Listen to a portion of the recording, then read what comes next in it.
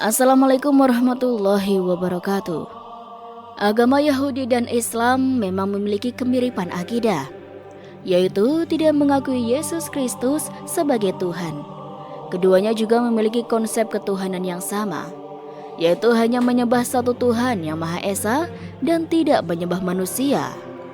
Oleh karena itu, kaum Yahudi lebih suka beribadah di dalam masjid daripada di tempat ibadah yang terdapat patung dan berhala.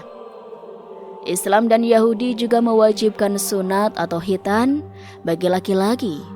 Keduanya juga memiliki aturan syariat yang cukup ketat, seperti penerapan halal dan haram terhadap suatu makanan.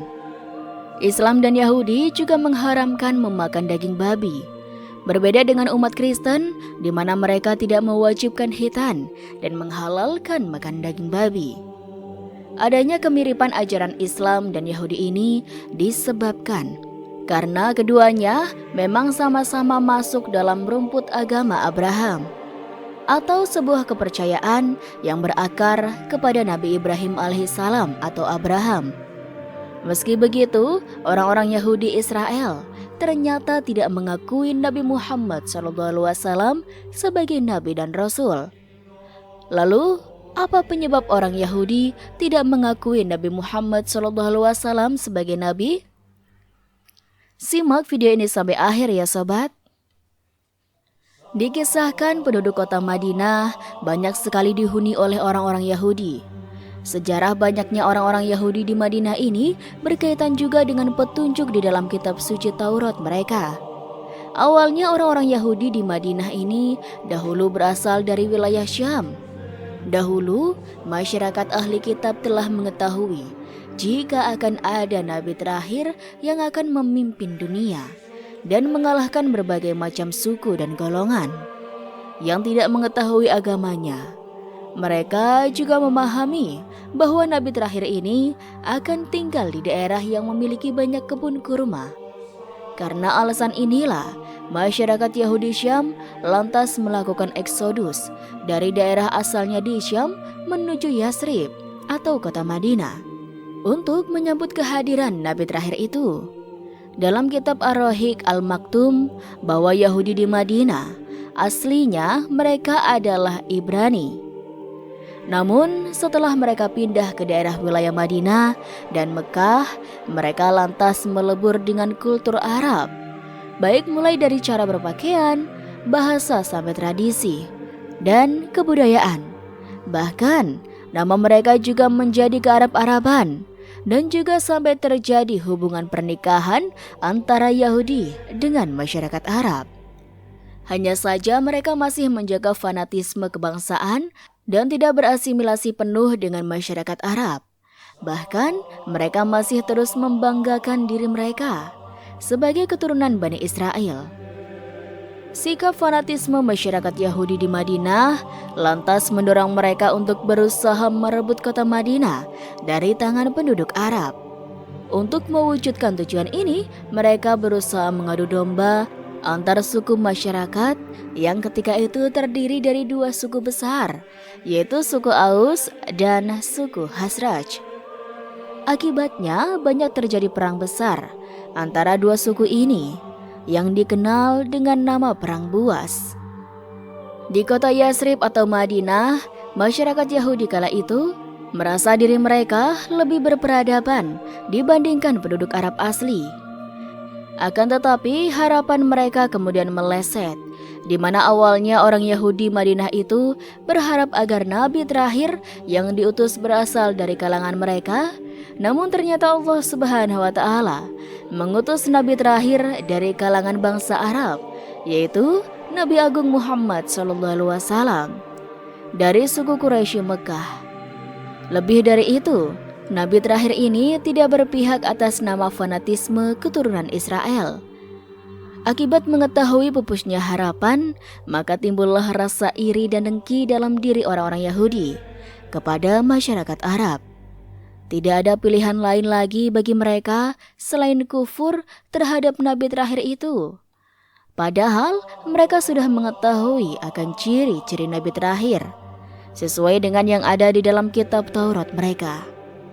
Orang-orang yang mau mengakui akan kenabian Nabi Muhammad SAW hanyalah orang-orang yang masih berpegang teguh terhadap ajaran kitab Taurat yang asli. Salah satu orang yang mengakui kenabian Nabi Muhammad SAW adalah Pendeta Buhairah. Beliau adalah seorang yang sangat menguasai isi kitab Injil dan memahami betul ajaran kitab Taurat Yahudi yang masih murni. Mengingat kitab Taurat dan Injil kala itu isinya sudah banyak dimodifikasi dan tidak lagi asli. Pendeta Buhairah masih bertauhid kepada Allah Subhanahu wa taala dan tidak mengakui Nabi Isa alaihissalam sebagai anak Tuhan. Di antara tanda-tanda kenabian Nabi Muhammad SAW yang dilihat Pendeta Buhairah adalah beliau melihat awan yang selalu menaungi Nabi Muhammad SAW kemanapun beliau pergi. Pendeta Buhairah juga melihat pohon merunduk saat Nabi Muhammad SAW berteduh di bawahnya. Sang pendeta juga melihat adanya tanda kenabian di pundak Nabi Muhammad SAW. Ciri-ciri ini benar-benar sesuai dengan isi kitab suci Injil dan Taurat yang masih asli.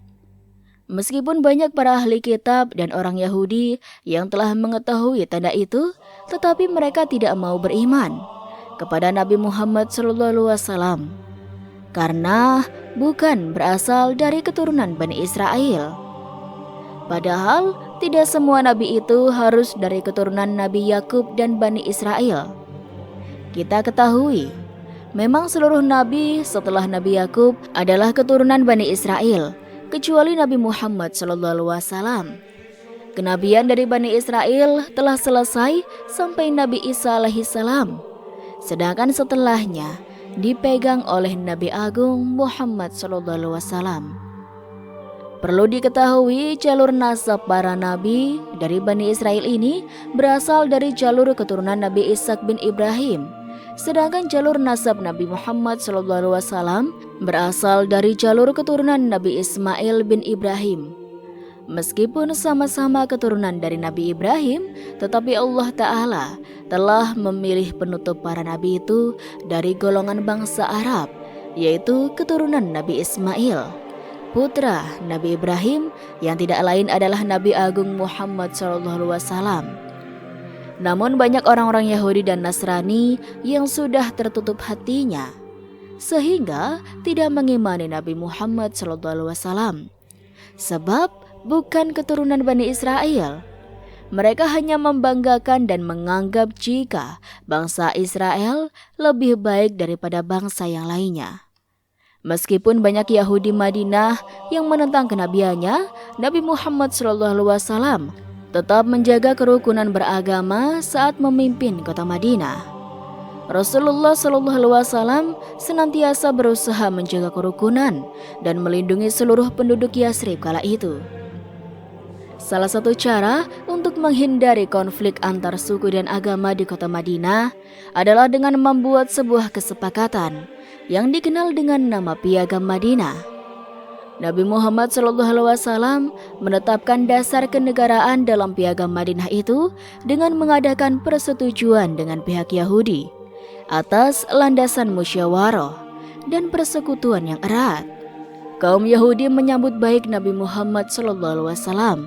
Atas tujuannya menyatukan masyarakat Yasrib, Nabi Muhammad juga bermusyawarah dengan para kepala suku Yahudi yang selama ini lekat dengan konflik, baik dari suku Quraisy, suku Nadir, dan suku Qainuqa.